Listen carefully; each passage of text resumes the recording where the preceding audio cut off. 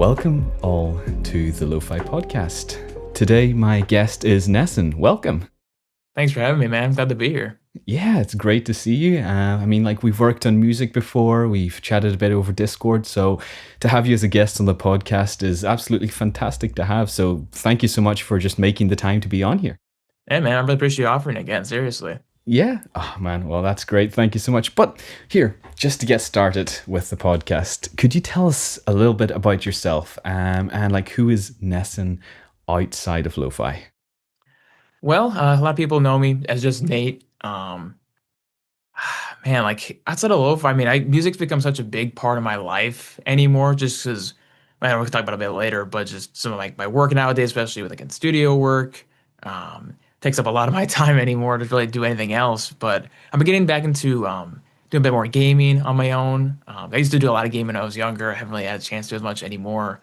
But actually, because in my studio space here, I got like a little couch set up and like a new PlayStation and stuff set up, so I can kind of like have those moments, so I can kind of just step back from everything and just kind of relax. Um, Other than that, I love like going for runs. A big movie guy. I went to school for film, so I watch a lot of movies. Like it's a little absurd how many movies I watch in a given day or like a just given expanded time. Wow, that's crazy. Any sort of good recommendations and movies you've watched recently? Oh, recent ones. I just watched this one, funnily enough, about making movies called Living in Oblivion. It stars Steve Buscemi. It's like from like the 90s. It's like if for anyone that's ever worked on a film set and like you watch that movie, you can just feel like it just like the tension of just like the absurdity of everything that goes on like an independent film set and just everything that goes wrong can go wrong. It's I felt seen as a filmmaker watching that. It's a really funny movie. Yeah, that's great. Because actually in my college, I have a few friends that are actually studying film as well. Like I myself, I'm studying science, but although it's a completely different subject, whenever I chat with them, like you can hear like the passion that they have about cinema and just in this whole art form in general. And so it's always great to even just sit back and hear what they have to say and talk about everything in the background because there's so much that there's done that like we as someone like me who's just a consumer of movies never really sees. Yeah, it's just like as someone like before I got into it, like and take all my classes in college, and kind of to now, I didn't fully understand like that kind of stuff either. It's just you kind of assume just like, oh, it's just it just kind of happens and boom, there it is. But like seeing every little bit that goes into it, I'm like, especially as like someone who does a lot of like the sound stuff on sets, a lot of times for shows, TV, movies, whatever, like just seeing everything, all of them for like different components, all different like roles that make something like that happen on the big scale or on a small scale. It's a lot.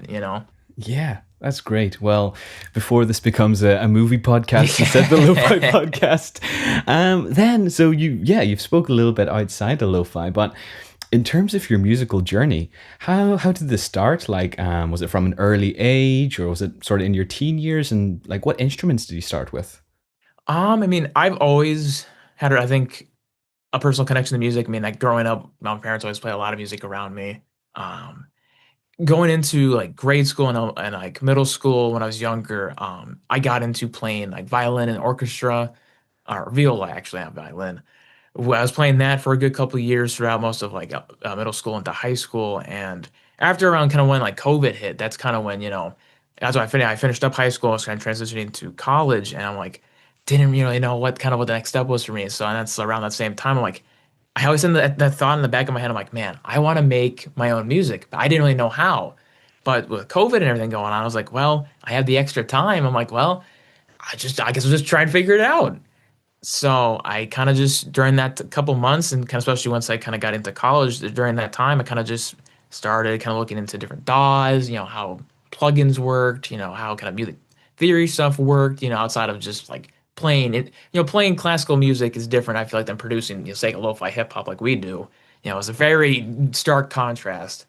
So trying to learn how that works and trying to build out songs, I kind of just I think as a lot of people do, kind of just start making random beats and stuff. I was doing a lot of like, different like trap beats and kind of just stuff like that because it's just it was just kind of what made sense at the time. as I kind of went on, I was developing my sound back then. I kind of just realized like I kind of slowly started gradually kind of getting more into like a slower kind of chill beats, that I make now.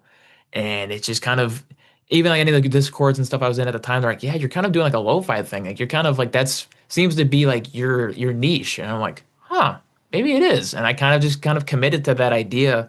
And once I committed to it, it felt at home, And kind of once I discovered a lot of the lo-fi communities that I'm a part of today, I'm like, yeah, these are my people, this is my home. I'm like, yeah, this feels I don't know where else I could be, making music.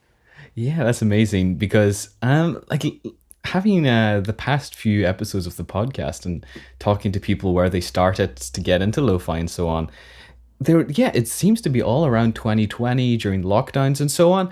So many people kind of just discovered lo-fi as a genre, whether intentionally or not. They stumbled across some of the 24/7 streams, or Hmm. they just wanted to make something kind of chill and relaxing that was kind of in contrast to the environment that the whole world was in, right? And so, yeah, I think that was kind of the lo-fi boom, right? I don't know what you think about that.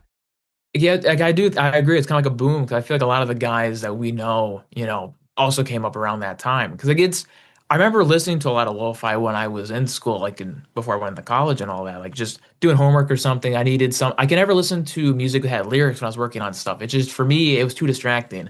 So lo-fi ended up being kind of a lot of like that 2016 to 2019 span of like those, like Swoom and Idealism, those kind of guys that really pioneered a lot of like that early sound for us. You know, discovering them at the time, like it's like, oh, this is really cool, and kind of even the early like kind of lo-fi girl stuff at the time, just stumbling upon that, and I'm like, oh, this is really cool, but never like the thought never occurred to me that I would be making that. It was just like, oh, this is cool. I like this music. This is cool, and it just kind of worked out. Yeah, because whenever you mentioned there that you were in Discord communities and people said, "Yeah, this is kind of lo-fi sounding," it reminded me of. So I don't know if you heard of Kenny Beats before. Oh yeah, yeah, yeah. Yeah, right. So whenever Kenny Beats was doing all of the beat battles during COVID, I was in his Discord server, and so this was kind of near the end of the time when he started wrapping them up. But I threw a couple of my beats out there just for feedback from the whole community. And one of the comments that I got back was, "This is really kind of, it's missing a lot of top end. It's kind of low quality, but it sounds intentionally low quality." And he's like, "Yeah, it's kind of like a lo-fi beat." And so that's sort of whenever I Mm. thought, lo-fi beats, maybe this is a genre that I explore a bit more and sort of figure out how to produce better. And so, yeah, I think maybe not all of us intentionally set out to make lo-fi, but that's where we find ourselves. Yeah. So, this kind of leads into my next question, though. So, you started getting into production then, around sort of the pandemic, but how did you get around to choosing the DAW you used? Because I know myself, whenever I started production, I jumped from one to another. Went from Studio One, tried a little bit with Cubase, tried a little bit with the Reaper and so on, and eventually got to Logic. So how was your journey in sort of finding DAWs and so on? So I think when I first got into making music, especially before I kind of committed, like I have now a lot of money to making, new different equipment and all that. I was like, well, kind of didn't really know if it was for me yet. So like I tried out this dog called Cakewalk. I don't know if you heard of Cakewalk. Yeah, I think it's like an extension of BandLab, I think. Yeah. I use that 'cause remember there's a YouTuber at the time. I think was it Bonganza was the name. I don't think he makes videos anymore, but it was this kind of small kind of reason why I got into like making the trap stuff. And it was like in his server at the time that I got into is just they a lot of he made tutorials for cakewalks. It was a free DAW, so I was like, oh, this is perfect. So I kind of learned how to use that, and like for the time, it was a cool DAW. I don't think I'd ever use it like now, just because I mean I've moved past it a little bit, but used that for a good while. I think that first kind of like year of 2020, I used that pretty much, and around the end of that year, I was like, okay, I've kind of spent some money on some gear, and like I kind of need to maybe branch off into something different and looking into different DAWs, like FL Studio, Ableton. FL Studio for me is kind of where I kind of settled on eventually. 'Cause I think biggest thing for me was like it was just the point of entry was a lot easier, I think, to some DAWs because some DAWs are pretty expensive across the board, especially for Ableton users. I know like I love Ableton. I've tried it a couple of times and I love a lot of the plugins that Ableton has like in their stock library. But man, like just trying to buy the full suite, oh, it is rough on the bank. So I think just that barrier to entry for FL Studio, and I think too, as someone that like I've kind of transitioned into being more of a piano player nowadays. I think I love the piano roll in FL Studio. I think it's just the design of that and everything is just really nice, and I think just that coupled with the workflow in FL Studio, I think as well with the genre of lo-fi and even just other genres I've been exploring lately, I think just that workflow works for me now at this point. So I haven't really thought to switch too much outside of that. I think outside of that, I do use Pro Tools a bit for studio work, just because the studio I do a lot of mixing and mastering out of uses Pro Tools, and also just because in school and college I use Pro Tools a lot for film editing. So it kind of overlaps a lot. So between FL Studio and Pro Tools, kind of been like the mainstays for me. Yeah, that's really cool. That's really cool. So, like, I mean, but in using two different DAWs, I mean, do you find it difficult bouncing between them sometimes, or is it almost as if you're so used to them, they're like second nature to you now? I think maybe initially, especially with like Pro Tools definitely has a learning curve to it. It's not for everybody. I know a lot of people that I went to school with that are just they do not like Pro Tools whatsoever. And I can't blame them. There's some things about it I'm like, yeah, it's ugh. But there's certain things about each, both like FL Studio and Pro Tools, I think that I love about their workflows that work for certain things that I want to do. Because I think like production wise, FL Studio, that is like my mainstay for like just making a lo-fi beat or making whatever kind of music, like just creating that idea, getting it down. That's like FL Studio is like perfect for that. And I still do a lot of my mixing and mastering in FL Studio. Don't get me wrong, but I think from like a mixing and mastering standpoint, and just from even like a lot of like the automation tools and everything in something like Pro Tools, I think is really just something about it just is so much, it's more seamless than a lot of other DAWs to me. And I think I like that workflow, especially when it comes to even just editing like audio for film, that it just also makes sense, I guess.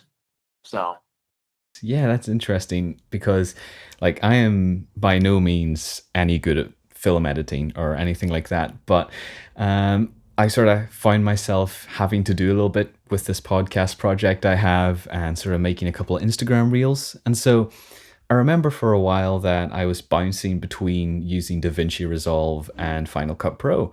But for me, it eventually got to the stage where I just had to choose one, and I stuck with Final Cut because, like trying to get my head around the different shortcuts and memorizing the different sort of visual layouts of each piece of software kind of got a little bit much for me. But it's interesting to hear how you're able to bounce off both and use them according to sort of the applicable situation. yeah, it's just it's one of the, I mean, as someone who's used DaVinci Resolve a little bit too, I use it for bare bones, like promo stuff for my music, and that is it. I do not understand it outside of that at all. Yeah, I know. For me, anything beyond just the norm, I don't even know any of the terminology for video software, but the main window that you get when you open it, anything after that, it just blows my mind that some people can work with this. But I guess in the same way, there's people who look at us making music and see a DAW, and it's just a Like, what? big what is this, you know? Yeah.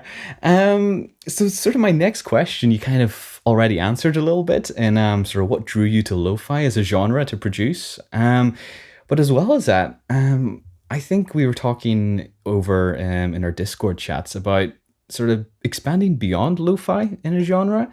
And there's kind of like dark ambient music versus traditional lo-fi hip hop and things like that. And so, how do you find that, in your production, expanding and sort of experimenting with the genre in a little bit?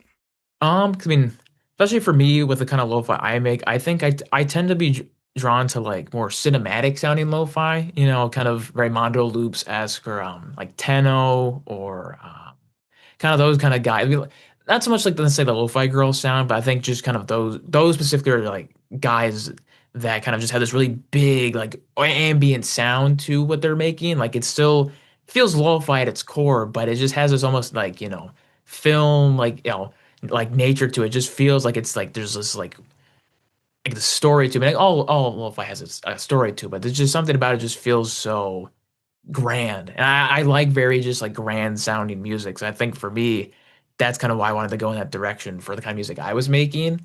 And especially lately, and like the last couple of years, I've kind of, been branching a little bit outside of just lo-fi hip hop for what Nessen is. because I think Snowfall by One Heart kind of really, I think, spearheading that new kind of wave for a lot of ambient music lately.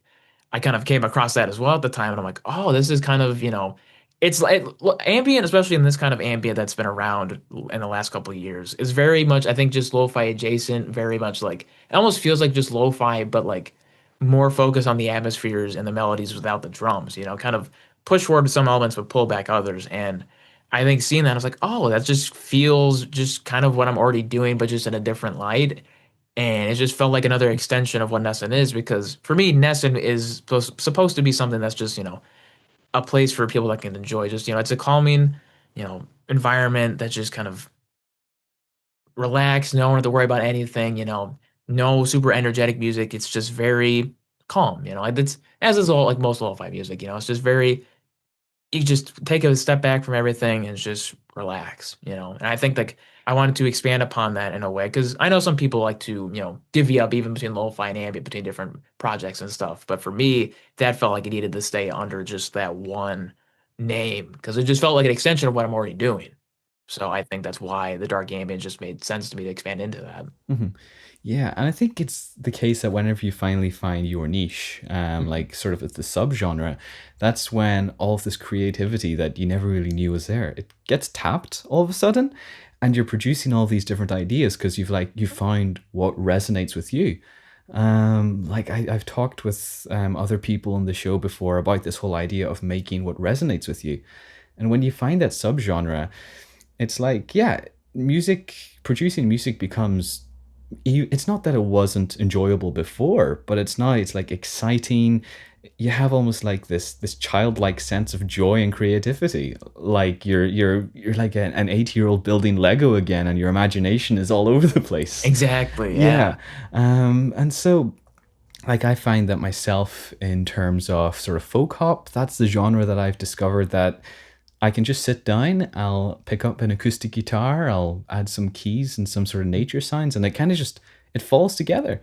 And even whenever I don't have that much time and I feel kind of tired, it's this thing that you can always fall back to, and it's as much of a joy to produce yourself as it is to share with others. Yeah. Uh, Sorry, did I stop you there? Oh no, that's I think too it's just like finding especially different like avenues when like you're making different kinds of music. I think for me especially it's like even though there's like these different ideas that you're like making that are like kind of similar, I think it's good to have different avenues, I think. Because sometimes you get stuck with like an idea of you're working on like a folk hop track and like you get kind of stuck, but then you like, oh, I'm gonna explore something a little different, that kind of break up that like that writer's block. And sometimes, when I get stuck in that, I'm like, oh, this lo-fi track isn't working for me right now. I'm like, I can't really come up with any ideas. I'm like, oh, but I have an idea for this ambient track. And I can just bounce off to the other one. I'm like, I'm still writing something that I want to work on. And I can still, maybe something from that will come back around later. I'm like, okay, hey, this idea reminded me of something. I can apply this back to the other track, and it's just kind of this good dichotomy. Yeah, that's really true actually. Because I find myself last week, I was actually it wasn't last week, it's a few days ago. I stuck up on my Instagram story. I was trying to experiment with kind of more ambient guitar sounds, adding loads of delay, loads of reverb, and taking a break from folk hop. And then there was some ideas from that I was able to take and then apply to other tracks I was in the middle of producing. And so, yeah, bouncing ideas off each other, and it's kind of not worrying about how the end product's going to sound and just letting the creativity flow is sometimes the best solution. And it's just letting the music breathe and just, just making music to make music, not so like getting caught up in like the minutia of everything. It's just like get the idea out there. Just make the thing. Yeah, absolutely. And so yeah, this is kind of just a question that's came to my mind now, and that so you're producing dark ambient and sort of merging it with lo-fi and so on, but kind of how did you find the best way to merge different genres together, or was it maybe something that you didn't even consciously do and it just flowed with time?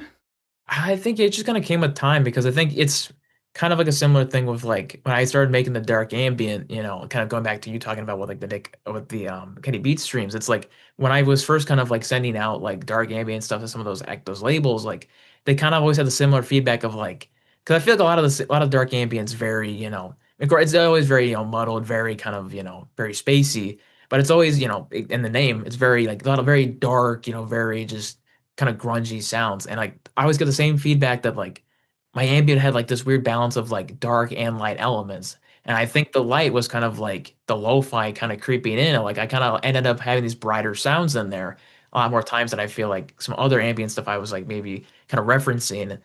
Not even intentionally, it was just the way I was writing it, and it kind of just, came together that way. And I was like, oh, maybe though this is kind of my sound. This is like because sometimes I think too when you're first kind of getting into a genre or you're just kind of figuring stuff out, you either kind of chase a sound or you kind of like, especially if you're trying to get stuff on labels, you kind of chase like a sound a certain label wants. And initially making ambient stuff, I'm like, oh, this is maybe kind of the sound they want, but you kind of end up making your own thing and you find that, well, hey, this works for me, and that's all you need, and kind of just end up working out that way.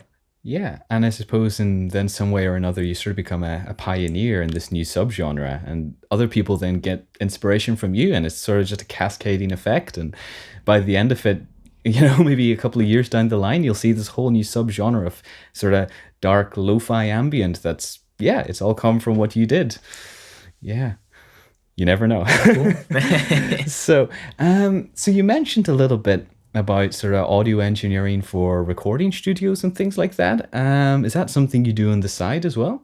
Yes, yes. Yeah, and so I mean, like, so what kind of work does this involve, and sort of has this helped you anyway in sort of your personal projects in the lo-fi scene? Yeah, it's funnily enough, it's kind of weird how that worked out for me because when I got done with college, I was looking for work kind of locally here for me in the States, and I reached out to I'm kind of by the Chicago land area, kind of the Midwest, and I was looking for work, and I reached out to some film studios, some music studios in the area, and I kind of got into with this one in Chicago that I didn't really send them a portfolio. I didn't send them like a resume or anything. I kind of just sent them my lo-fi stuff, and that kind of what piqued their interest. And it kind of just went from there. I did a whole internship with them for a year, and now I'm like a actual engineer with them at the studio. And yeah, it's an interesting thing. Like when it's kind of like producing for other artists too. Kind of you take what this song that they've made and you kind of have to they have it 80% of the way. They have a lot of times recorded the beats done or something. A lot of times, I mean, sometimes they will record the vocals there, but like the beats done, and you're just taking her over that finish line, getting that mix to the sound right, getting that master to the sound right, just kind of that final kind of little bit of glue to bring everything together for them and kind of fully realizing their vision.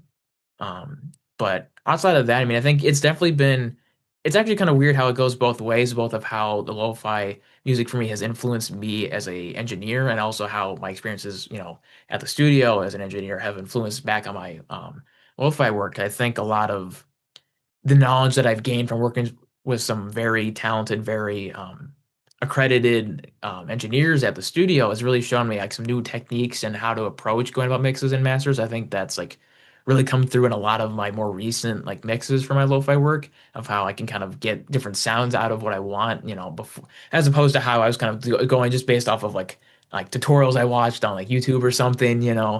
Uh, but also vice versa of like, okay, how can I apply the knowledge of like, okay, I use these plugins a lot of my lo-fi stuff. How can I apply this to an artist's, hip hop R&B song?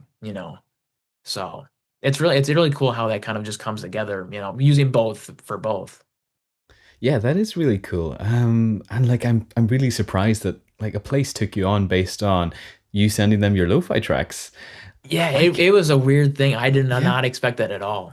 right. Because I mean, it's a massive encouragement, I would assume, to anyone who listens to this as well in the lo-fi community, because we kind of sometimes box ourselves in and sort of say that, well, lo-fi is just this niche community, it's a genre, and it's kind of just people who listen to lo-fi, and it's not really nobody else would care about it if we shared it with them. Mhm. But to hear that you sent it and people listened to it and through that they reached out to you, it's crazy to think. And I think it's an encouragement in that we should also just sometimes take that step of faith and throw it out there and just see what happens, because you never know until you try. Yeah, I mean that's the thing, and that's like even like just talking to people, not even necessarily like my clients or anything at the studio, of just talking to artists that I meet at the studio. I kind of tell them who I am and like what I do. there's a good number of them that like understand what lo-fi is and like know what it is. You know, they're not in the lo-fi sphere like we are, but they understand what it is. They're like, oh yeah, yeah, like, I've heard of that. I've heard of Lo-Fi Girl. I've heard of these streams. You know, I know such and such artists. Like I've met like a lo-fi artist or two just in the area just by being in the studio that have come through that are also lo-fi artists in the area that I didn't know they were in the area, but just kind of happenstance, you know, made that connection. Wow, that's crazy. Like, I mean, where I live in Ireland, it's a little bit more of a rural area, and so like Mhm. the whole idea of meeting other lo-fi artists in person is, yeah, it's unimaginable, and the fact that you're able to do that's crazy. And it kind of leads into what we were talking a little bit about, sort of lo-fi bands and so on. Like it's an idea I never heard of or never even thought of before until until you brought it up in our messages. And so yeah, well, like I don't even understand it. Could you explain a little bit about this whole idea that you had? Well, so it's kind of the whole lo-fi band thing. So for context, I have a group with Cody and Kelly of Dreamfield. They're very awesome guys. I've had a pleasure to really get to know them last over the last year. But it was around this time last year, maybe it was like I think it was like start of January last year. I happened to just I was following them on Instagram, and I think Cody had put up like a post on their story of like, hey, looking, you know, to collab with some people, you know, hit us up. And I'm like, well, I'm always down to collab on stuff. So I'm like, I'll hit them up. And just, you know, they sent me a track and, you know, I kind of, you know, they did a lot of the instrumental stuff. I ended up doing like the drums, like the mixing for it. And I sent it back to him and they're like, you know, kind of just like, well, like all three of us were like, wow, yeah, this is really cool. And they kind of kept sending me ideas. And I was like, we kind of just got into a rhythm of like them working on like the instrumentals, I do like me doing the drums, the mixing and mastering. And we kind of just kept making and making more and more songs. And it got to a point where like I think we made it was maybe around that time we made like 15, 20 tracks in the span of like maybe like 2, 3 months. And we're like, okay, we have to jump on this. Like there's a connection here. We have to jump on this. I think just realizing like, okay, us three together, there's like we just have the system down.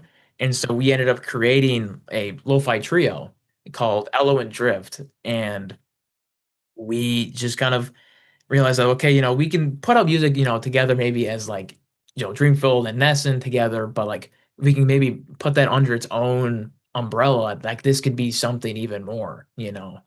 And it kind of just it's kind of like Team Astro, you know, they've been a big staple in the community for a long time, and I know that's like a duo kind of situation. So it's kind of just our same idea of like, you know, we can do that too, you know. It's such we have a community that's built on collaboration at its core, and it feels like, well, why not just make that the main component of what we're doing with this group anyway, you know? Yeah. So, Wow. yeah. Wow. Wow. Yeah. That kind of it really shows the whole essence, as you said, of what the foundation of the lo-fi community is, and that's it's all based on collaboration, and it's based on helping to build each other up in terms of the whole genre. Because like whenever I started off and I worked on my own, yeah, it was kind of hard to get some ideas finished. And then I did find a few different artists that we kind of just kept on making tracks together, one after another. So there's this guy Curasso. Him and I made a good few beats whenever we started off. He was like one of my first collaborators. Then there's the album I've released called "What Makes You Shine" with Pharisee. Him and I, we've produced so many tracks that we haven't released yet. They're just sitting there because we just kept on sending things back and forth, right? And so yeah, it's the idea of sort of having a band and or a lo-fi trio or as many people as there are and releasing it under the one alias is I've never thought about that. And so I think there's probably loads of people out there who make so many tracks together that it could be an idea that people could start to form. Yeah, you know, it's just one of those things that's but even like kind of going back to what I was saying about like meeting people, you know, like in Chicago that were like there's a art like a trumpet player I met that I don't know if you're familiar with Soul Food Horns. They're like oh they're like kind of it's not like that swoon idealism kind of era and stuff of lo-fi, that 2016, 2019 kind of time period. And like I had heard their stuff before, and like when I was before I even got into the genre, you know, and I'm like I realized when I met him and I'm like, oh shoot, yeah, this is who you are. I'm like, that's really cool. And like you know, they're a tree I think a quartet even. I can't remember exactly how many. But like it's just, you know, realizing that like, I didn't think about even at the time when I met him, you know, that could be something that was possible for me. But, you know, it's just getting to collaborate with people is so cool. And, as you and I have collaborated before as well, it's just getting those. There's a certain point, I think, for me too, even just like I get stuck with ideas a lot of times on my own when it comes to lo-fi. And I think just having that, that base you can like bounce off of for different ideas, especially I think for two in this kind of with being in the group, it's kind of helped me kind of expand upon some of my skills a bit more because of kind of finding like what parts of the band I kind of fit into. Where I think really helped me improve upon like improving like kind of how I layered my drums and everything, kind of like experimenting a bit more because we're making so much. I'm like, well, I don't want every track to sound the same. Like, how can I make this track sound different? Okay, I'm gonna try these different, different drum sounds. I'm gonna try some more layers, different, textures and all that. I'm like, okay, now that all that's all done, how do I, mix this differently? How do I make this sound different? And I think just doing that so much, it gave me a chance to really kind of almost practice, experiment, and kind of just really better myself as a musician because of it. Because I have this consistent basis to work with on a on your daily basis. We're constantly making stuff. Mhm. Yeah, I think that's something I myself will have to look into as well. Because, yeah, just with it being a new concept, I do a little bit of research, and you never know. Maybe Yeah, maybe I'll start my own band in the future. I say go for Yeah. it, man. So we kind of talked a little bit about collaboration, how that's fundamental to the lo-fi community. We talked about how, we can sort of take lo-fi and branch it out into subgenres and mix it with others. And so kind of like the whole lo-fi scene at the moment, kind of what are your thoughts on the state of it, and sort of from your point of view, how do you observe it? I definitely feel like maybe this is just because it was a side effect at the time, I think, of like that 2021, 2022 time of the community. I definitely feel like a lot of the discords were more active back then, and I think just a lot of the community felt more cohesive at the time. 'Cause I think now, I think it was just like everything that's going on with the, with AI kind of really being a big problem for us right now. And I just don't feel like the community is as together as it used to be. I don't know, people are busy, have, very busy lives, but I just feel like there was a certain, connection we all had just even just a few years back that I think is kind of falling, I don't say falling apart. It's still there. There's still a lot of collaboration going on. Still a lot of great things that are happening, especially with you with the podcast and everything that the alt jazz collective, you guys are doing. Especially I think stuff like that I think gives me hope for the future of the community. I think of us coming together, making these groups kind of just pushing the community, you know, forward and with new ideas. I think that's kind of what we need right now. Because I think a lot of it at a certain point, I think we kind of get stagnant with where we're at right now. And it's I think just we need new ideas. We need to kind of keep not to reinventing what we're doing, but just kind of new ways to put ourselves out there, especially with this kind of threat of AI kind of being pushed on streaming platforms and taken away from real artists, whether it be chances for editorial placements or just across the board of the taking attention away from our music. I think it's just, finding new ways to come together to support each other with all this going on. I think it's just we kind of have to stand together more. Yeah, absolutely. I think that, whenever times like this do come, in terms of AI, and sort of you can somewhat feel a little bit hopeless at times, but I think this is what will bring the community closer together, because it's always in times of need that sort of people gather together and they work for sort of a common goal that everybody agrees on. There might be little things that we see differently, and we might think that certain aspects could be worked in different ways, but the main goal is to have the lo-fi community as sort of one big family, even to put it in Hmm. that way. And so, yeah, absolutely. You mentioned the Alt Jazz Collective and so on, and so like whenever Cucamello first reached out to me about it, and saying like, would you like to sort of associate the podcast with the collective? I was like, yeah, this is fantastic, because it's a way to sort of have this sort of central area where, I mean, each label is independent, but we're all working together to make the lo-fi community, sort of, what's the word, kind of restore it, as you said, to the Yeah. way it was a few years ago, and that sort of everybody was so active. And I can see that, like, even in the Discord server, that you see the people chatting and talking as if, they know each other from down the street, even though they could be thousands of miles away from each other. And that's the whole beauty of music. I think that it just it brings people together and from all cultures, all communities, and no Mhm. matter where you're from, music is it's a part of who we are as people, as humanity in general.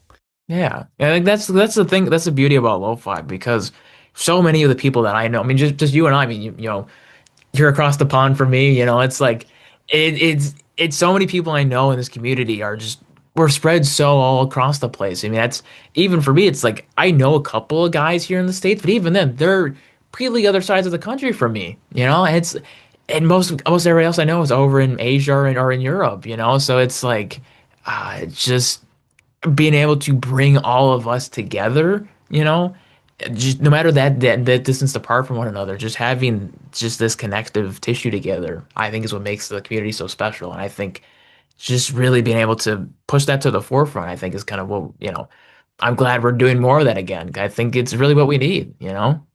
I think it's whenever the community are together as kind of like sort of one body and one mind, and we all have our own different. We might have our different roles as one big body, but we all work together just for bringing people joy out of what we produce.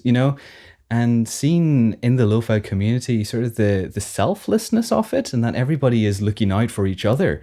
And we're not out there sort of trying to get this one-upmanship and say that, I'm better than you and I can do this better than you. But there's so much collaboration. We're sharing ideas, we're sharing technique, and it's beautiful. And that's what I love about this podcast project as well, and just hearing from people and hearing how it's just helped budding producers just learn new things is, that's the best thing, and it's the most fulfilling thing. It's not the numbers, it's not streams, but it's knowing that you've helped improve someone's day even just a little bit.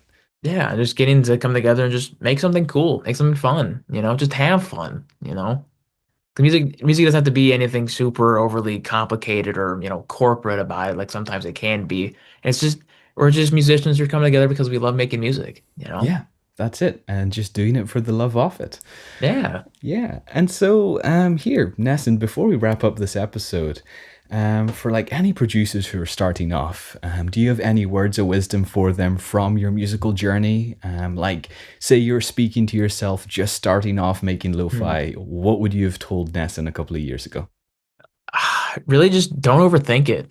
I think so much of me early on, like over just was overthinking everything. And I think, you know, as any lo-fi artist that's starting out, just yeah, just make what you want to make. Don't get caught up making music for any sort of label or anything like that. Just make what you want to make. You carve your own path because I think you will get more out of your journey making the music that you want to make, you know, the way you want to do it, as opposed to making it for somebody that, you know, if you make it for them and they still don't even care. But if you care about it, and that's all that matters. If you're happy with the music you're making, that's all that matters. But also not getting caught up in just like perfecting every little idea. Lo-fi, the whole purpose of lo-fi is that it is largely imperfect in one way or another because it is just kind of, you know, it is a genre of just that can kind of have these little weird little quirks to it that just makes it special. The imperfection of lo-fi is what makes it perfect.